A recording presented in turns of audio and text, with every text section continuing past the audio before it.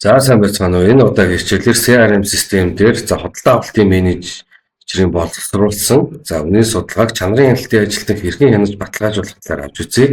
За үүний төлд бид нэр системийнхаа энэ худалдаа авалтсны чанарын хяналтын дараалал гэдэг дээр бол дараад орно.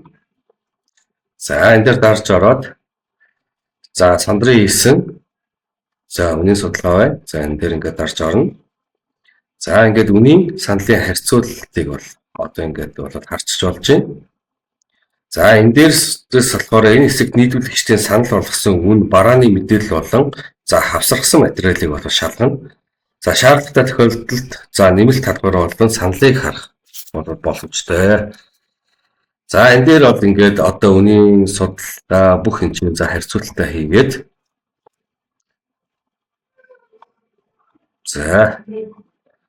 энд одоо ингээд дэлгэрэнгээр нь ингээд ерөнхийдөө бол харьцна.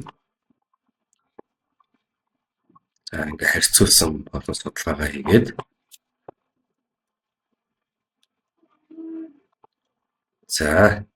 тэгээд уг хүн маань тэнцсэн тэнцээгүй гэдэг одоо явчихна. Жишээ нь одоо энэ нэг зэдэл сэрэн дээр чиг бол тэнцсэн гэдэг одоо бүх үнэ нь арай хямдханаар бол санал болгож байгаа болохоор ингээд энэ бол тэнцээгүй гэдэг.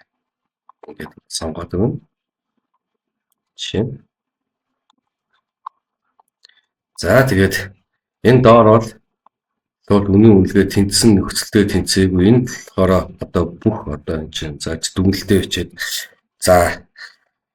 ингээд чанарын хяналтыг дуусгах гэдэг дээр дарж болно. Мэдээлэл шаардлага хангасан гэж одоо үзвэл батлах төвчийг дарж дараагийн шатанд бол шилжүүлнэ. Хэрвээ засвар шаардлагатай бол энэ дээр байх одоо худалдаа авагчид буцаах гээд энэ чинь буцааж болно.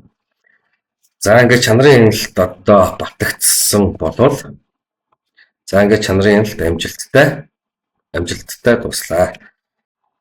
Чанарын хяналтаа батлагдсан хүсвэл дараагийн шат болох төсвийн хяналтын хэсэг рүү шилжинэ. Дараагийн хичээлээр бид төсвийн хяналт эрхийг талаар авч үзэх болно. Анхаарлаа хандуулсан баярлалаа.